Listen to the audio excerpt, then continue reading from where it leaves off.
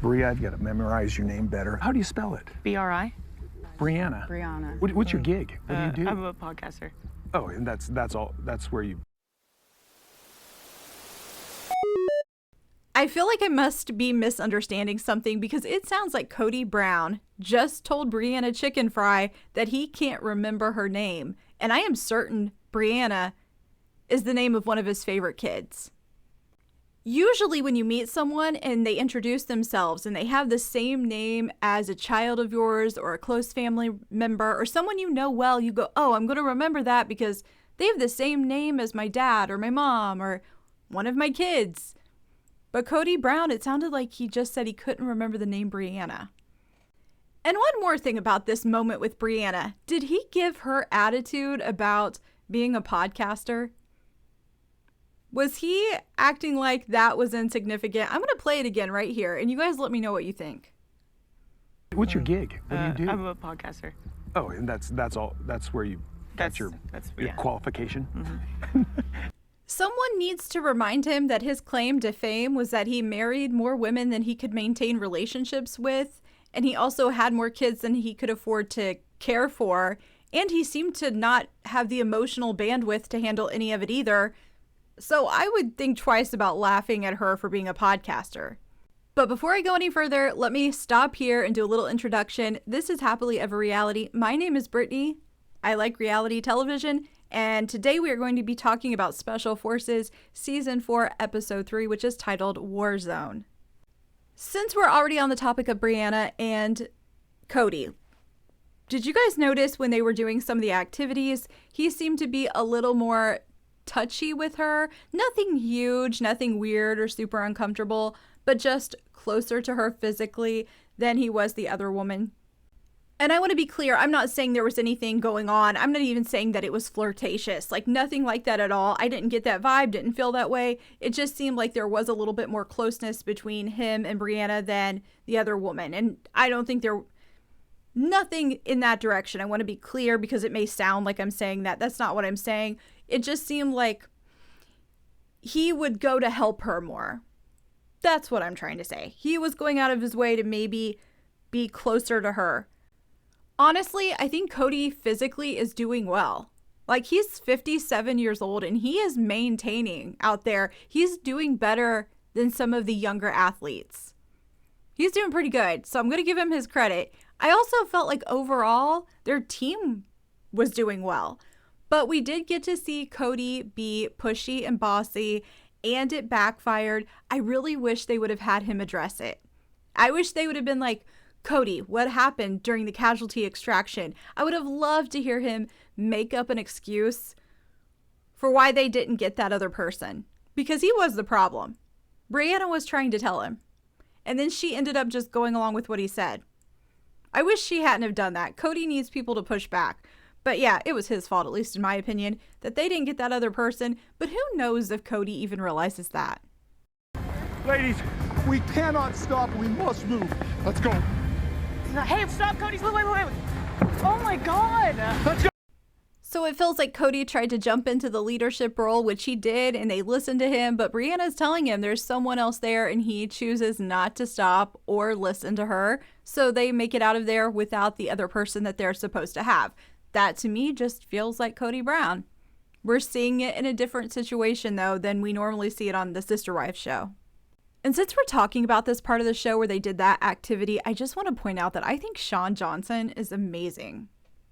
You know, she's on there with other athletes who aren't doing nearly as well as she is. She seems to be super focused, and I don't know, I'm just blown away. She is a smaller person, but she seems to really carry her own. Which, again, she's a gymnast, but you're watching all these other athletes as well, and some of them are really struggling.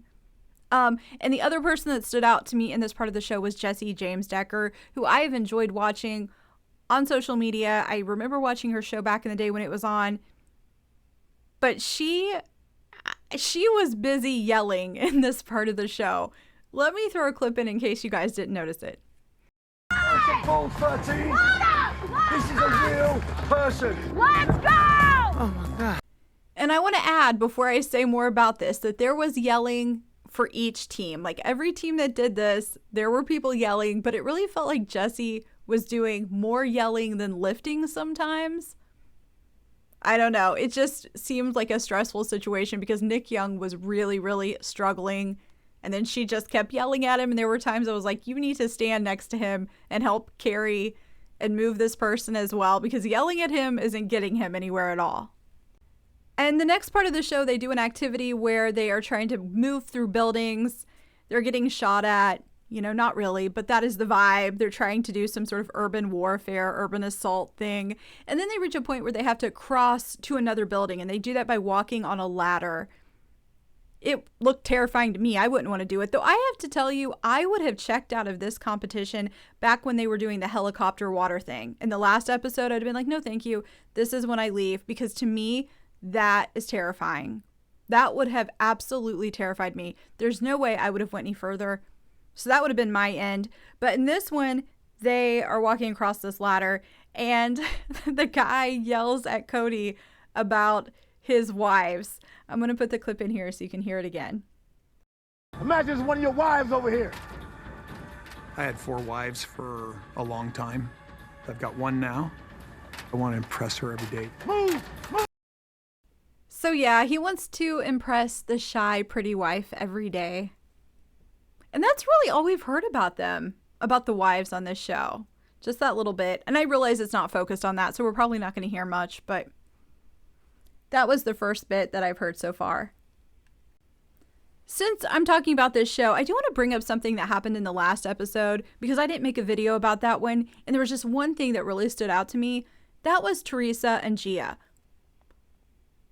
Teresa is one of those people, to me, you just never know what you're going to get. Like, she is amazing for television because she will just bring you something you didn't even know existed. Words that aren't real, things that don't make sense. You just don't know what you're getting from her at all. With that being said, I was still very disappointed that she chose to exit the show right before Gia went to fight.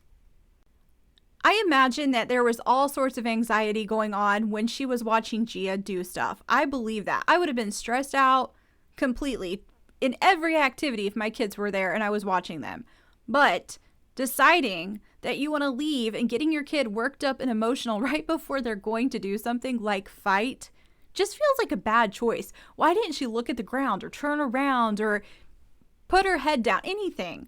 And then when it was over, she could say, you know what, I stood here, I was uncomfortable, this is too much for me, I don't want to be a part of this with my daughter, so I'm choosing to leave and let her continue on. Why did she have to get her worked up right before she was about to fight? Why? I feel like Teresa should know better by now. All right, I'm giving you guys a warning. It's a spoiler warning. I'm about to talk about who left in last night's episodes. This is episode 3 I'm talking about. If you don't want to hear it, this is when you want to turn this video off.